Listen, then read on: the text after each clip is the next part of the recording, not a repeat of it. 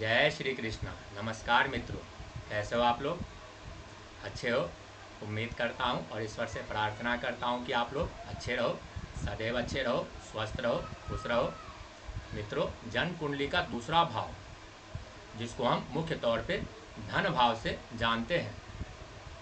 मित्रों, जन्म कुंडली के दूसरे भाव से हम अपने धन के बारे में, अपने कुल के बारे में, अपनी वाणी के बारे में, अपने घर परिवार के बारे में विशेष तौर पे अध्ययन करते हैं मित्रों। इसके अलावा ये दूसरा भाव हमारा और भी बहुत कुछ कहता है, लेकिन मुख्य तौर पे ये हम अपने धन के बारे में, अपनी वाणी के बारे में, अपने कुल के बारे में और अपने घर परिवार के बारे में जानते हैं। विशेषकर धन संबंधी धन भाव से इस भाव को जाना जाता है। मित्रों, इस भाव में जो भी राशि बनी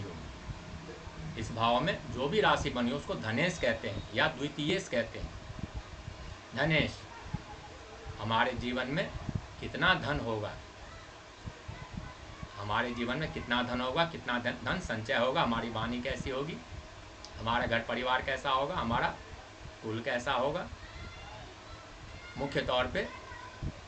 मुख्य तौर पे हमारी आर्थिक स्थिति, धन की स्थिति कैसी रहेगी, ये हम जन्म कुंडली के दूसरे भाव से अध्ययन करते हैं, जानते हैं मित्रों, धनेश का जन्म कुंडली के 12वें भाव में क्या परिणाम होता है, क्या फल होता है, कैसा फल देता है, आइए मित्रों जानते हैं। मित्रों, धन भाव का स्वामी, दूसरे भाव का स्वामी यदि दूसरे भाव में ही बैठा रहे, तो ऐसी स्थिति में धन भाव, दूसरा भाव मजबूत होता है, हमारी धन की स्थिति अच्छी रहती है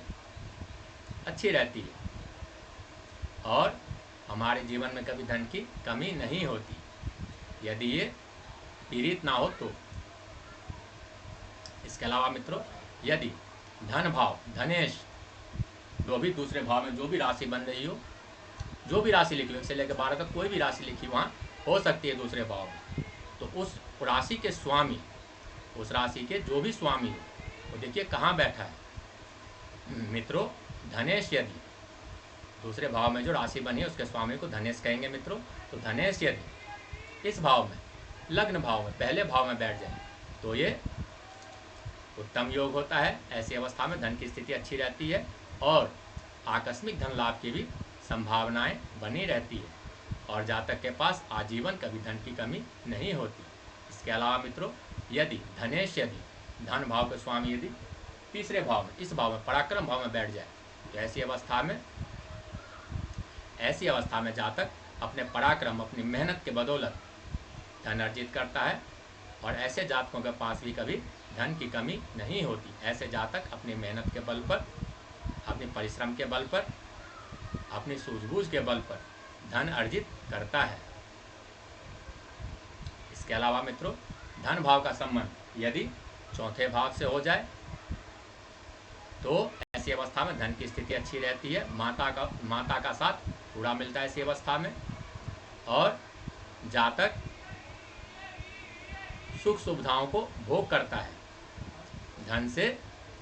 अपने धन से सुख सुविधाओं का भोग करता है, सुख का भोग करता है।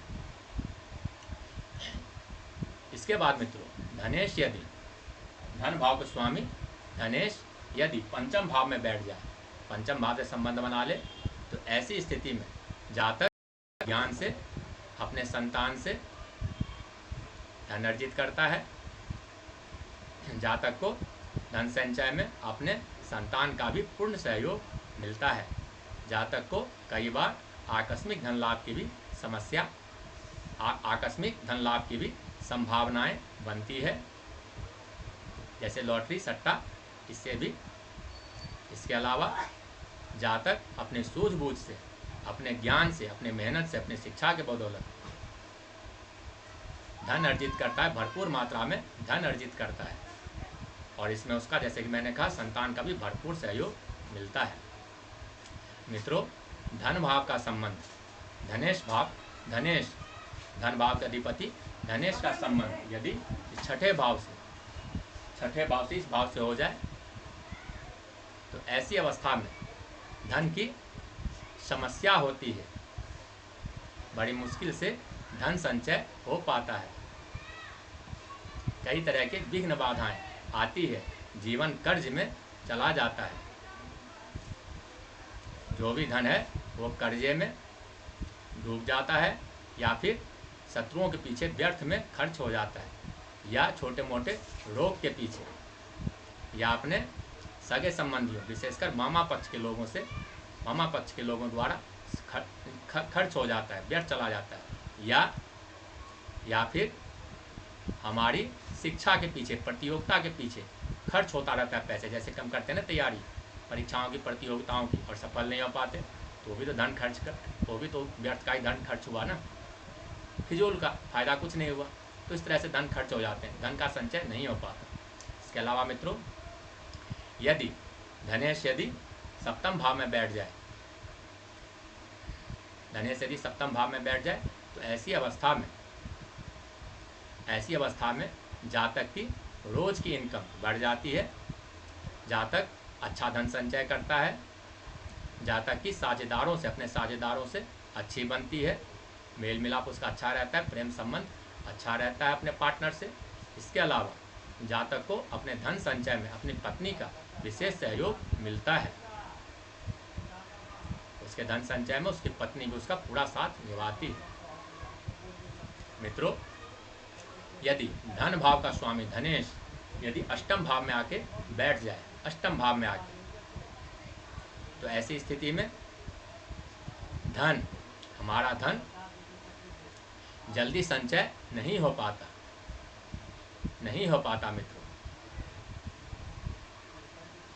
कितना भी संघर्ष के बाद, कितने मुश्किलों के बाद, अधिक से अधिक परिश्रम के बाद भी धन संचय नहीं हो पाता, और यदि हो भी जाए तो वो जैसे आता है वैसे ही चले जाता है, किसी रोग में, किसी दुर्घटना में, किसी बीमारी में, या किसी वजह से व्यर्थ का खर्च हो जाता है, अधिक देर तक धन नहीं टिकती।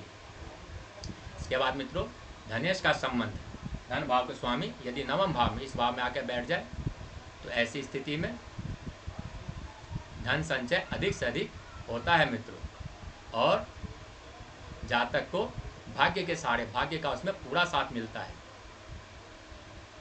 जातक को धन संचय में भाग्य का पूरा साथ मिलता है, अपने पिता का भी उसको पूरा साथ मिलता है। पैतृक संपत्ति का लाभ भी ऐसे अवस्था में जातक को अवश्य प्राप्त होती है, और जातक अच्छा खासा धन संचय, धन जमा कर लेता है। मित्रों, धनेश यदि दसम भाव में, इस भाव में आके बैठ जाए, तो जातक राजनीति के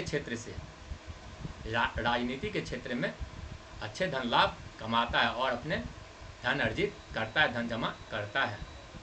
अपने व्यवसाय के बदौलत, अपनी नौकरी के बदौलत या अपने पैसे के बदौलत जातक धन अर्जन करता है, धन संचय करता है, या फिर सरकार से मिलकर या सरकारी ठेका लेकर कुछ इस तरह के काम करता है, और अच्छा खासा जो है धन संचय करता है मित्र। ऐसे जातकों के पास भी अच्छा धन लाभ, अच्छा धन संचय होता है, धन की स्थिति अच्छी रहती है। इसके बाद मित्रों, धनेश का संबंध यदि लाभ भाव से हो जाए, धनेश यदि लाभ भाव में आकर बैठ जाए, इस भाव में, एकादशवें भाव में, तो ये सबसे अच्छी स्थिति होती है मित्रों, ये सबसे अच्छी स्थिति होती है। ऐसे अवस्था में जातक अपने व्यापार से, अपने नौकरी से, अपने रोजगार से, अपने पैसे से, अपने व्यवसाय से अधिक धन लाभ करता है, और जब धन लाभ होगा तो धन संचय भी अवश्य होगा। तो मित्रों, यदि धनेश इस भाव में आकर बैठ जाए एकादशवें स्थान में, तो ये स्थिति काफ़ी अच्छी होती है। ऐसी अवस्था में जातक अधिक से अधिक लाभ कमाता है, चाहे जातक जिस व्यवसाय में भी हो, जिस नौकरी में भी हो, जिस पैसे में भी हो, जातक को अधिक से अधिक लाभ की स्थिति बनती है, और जातक आजीवन सुखी रहता है, धनी रहता है, धन की कभी कमी नहीं होती ऐसे जातकों के पास।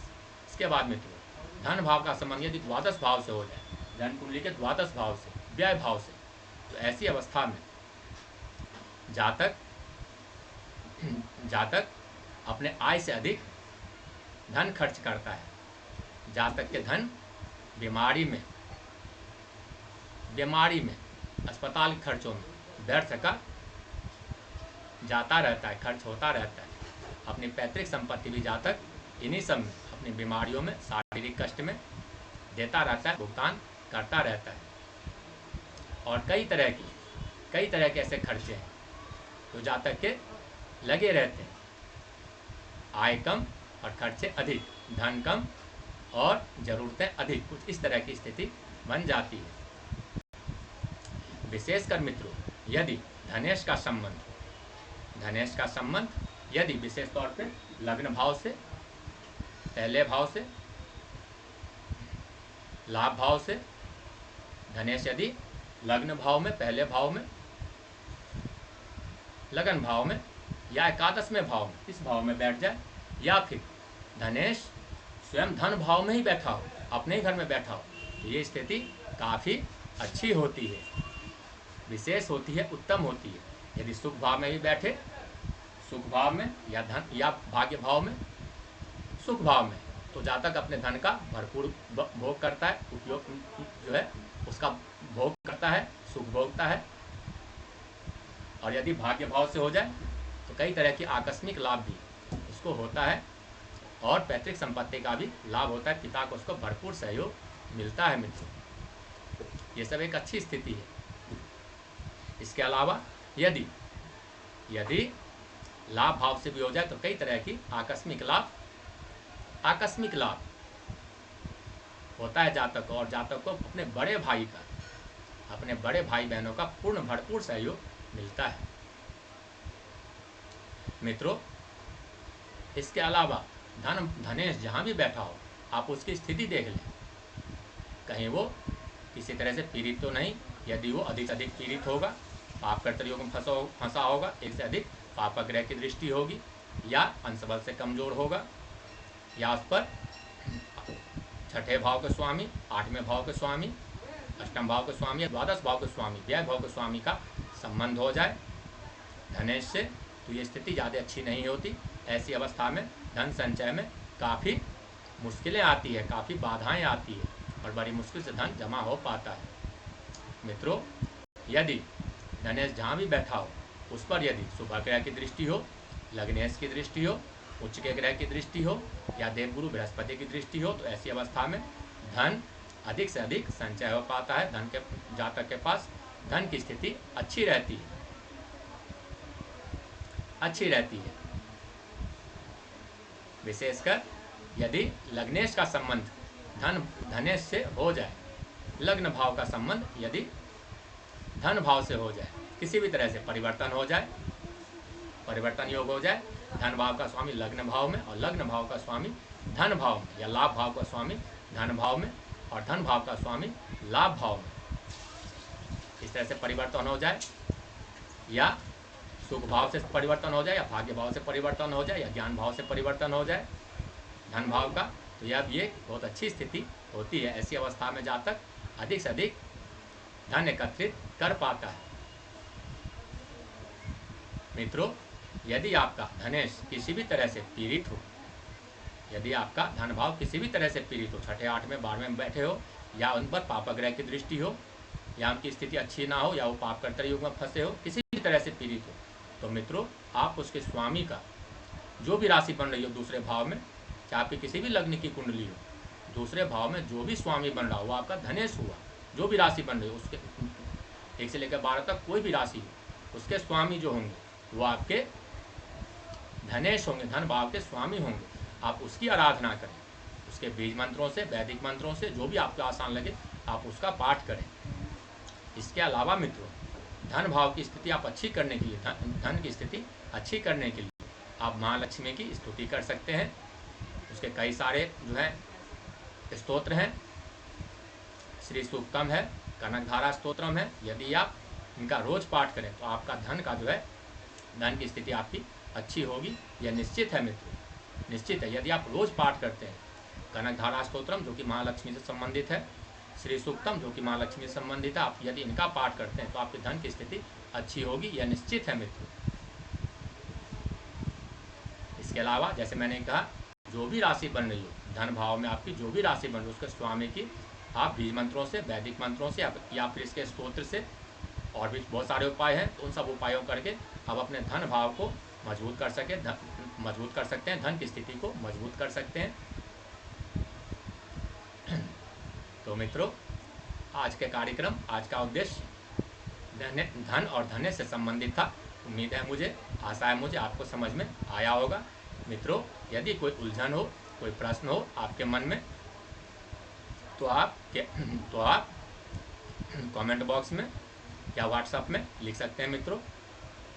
आपका वेलकम है, जवाब आपको मिलेगा, यह निश्चित है मित्रों।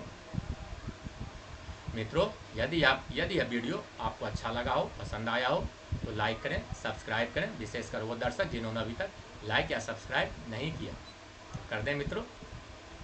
तो मित्रों, आज के कार्यक्रम को, अपनी वाणी को यहीं विराम देते हैं।